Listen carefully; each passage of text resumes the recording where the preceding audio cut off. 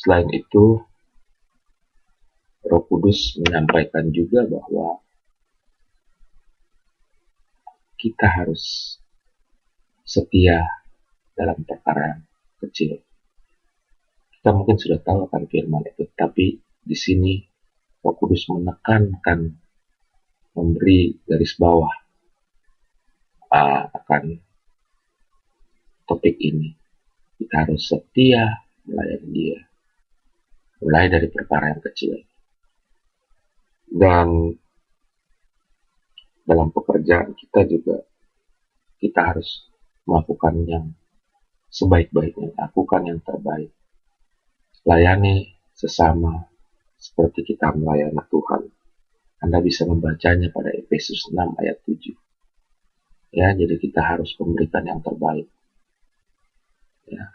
Kalau Anda perhatikan bahwa kita harus melayani dan kemudian kita harus setia dalam perkara yang kecil, kita harus memberikan yang terbaik itu sangat cocok dengan bangkitlah dan menjadi teranglah. Itu sangat sesuai dengan apa yang Tuhan Yesus sampaikan, bahwa kita harus menjadi garam dan terang untuk dunia ini.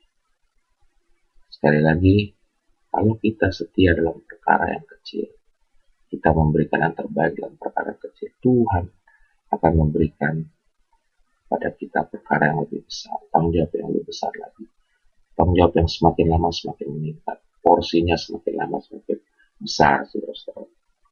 Haleluya. Poin yang tadi, yang melayani dan setia dalam perkara yang kecil, poin yang 7 dan 8 tadi, adalah hal-hal yang quote-unquote bersifat natural, bersifat bisa dimengerti oleh akal dan pikiran kita. Tetapi Roh Kudus juga memberitahukan kepada saya bahwa Tuhan di tahun 2012 dan kedepannya ini akan melakukan perkara-perkara yang supranatural, yang tidak terjangkau oleh akal dan pikiran manusia, yang mengalahkan hukum alam atau natural law. Jadi satu hal yang tidak masuk pemikiran manusia. Kita tahu bahwa bagi Tuhan tidak ada mustahil. Bahkan hal-hal yang tidak terjangkau oleh akal dan pikiran. Terlalu kecil akal dan pikiran kita untuk Tuhan. Kita ini cuma debu dan tanah. Saudara-saudaraku. Mujizat apa? Tuhan menyampaikan bahwa terjadi pelayanan penyembuhan, terutama healing ministry. Jadi makin banyak anak-anak Tuhan yang diberikan kuasa, ya, kuasa atau otoritas. Dalam bahasa Girikanya, bahasa Yunaninya exousia. Selain kuasa, kita diberikan juga tenaga, power. Dalam bahasa Yunaninya dinamis, ya, saudara-saudaraku, untuk melakukan penyembuhan, untuk melakukan berbagai mujizat yang tidak terjangkau akal dan pikiran manusia. Anda bisa membacanya dalam Lukas 8 ayat 40-5.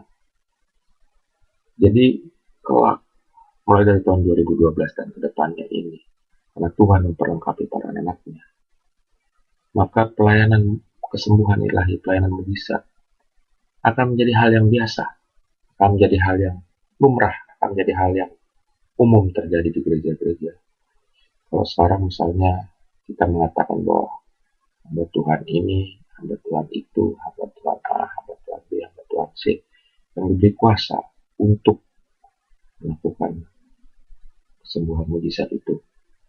Tetapi untuk tahun 2012 ini dan seterusnya akan diberikan satu kuasa yang dicurahkan secara luar biasa, suatu dinamis yang dicurahkan secara luar biasa kepada gereja-gereja Allah, sehingga penyembuhan itu jadi nggak heran lagi gitu, nggak terlalu bodoh orang. Kalau penyembuhan ke sana sini gitu. Enggak. Semua gereja akan diperlengkapi dengan itu, saudara-saudara. Haleluya. Pujilah Tuhan kita untuk kebaikan itu. Dan akan terjadi restorasi gereja. Jadi gereja-gereja akan menjadi pusat daripada kegiatan sehari-hari kita. Jadi gereja kita akan direstorasi untuk mengarah kepada gereja apostolik, gereja seperti zaman para rasul. Jadi gereja bisa melakukan kuasa penyembuhan dalam nama Yesus Kristus. Gereja bisa memberikan makan kepada yang lapar, kepada yang kesusahan. Gereja bisa membuka tempat atau memberikan tempat berteduh, tempat penampungan bagi orang miskin, orang-orang yang lemah, yang kesusahan. Dan gereja juga bisa memberikan pekerjaan kepada orang. Tentu melalui persekutuan jemaat, melalui network dari para jemaat. Jadi jemaat memberi pekerjaan pada jemaat lain yang susah. Haleluya. Betapa indahnya itu. Selain itu, saudara-saudaraku, seperti yang tertulis dalam Kisah Para Rasul yang 2 ayat 41 sampai 47, akan terjadi multiplikasi atau pertambahan jumlah jemaat dalam jumlah yang berlipat-lipat ganda. Selain itu, saudara-saudaraku, puji Tuhan, kita, para pengikut Yesus Kristus, para Israel rohani, akan mengalami pemulihan total dalam segala aspek hidup kita.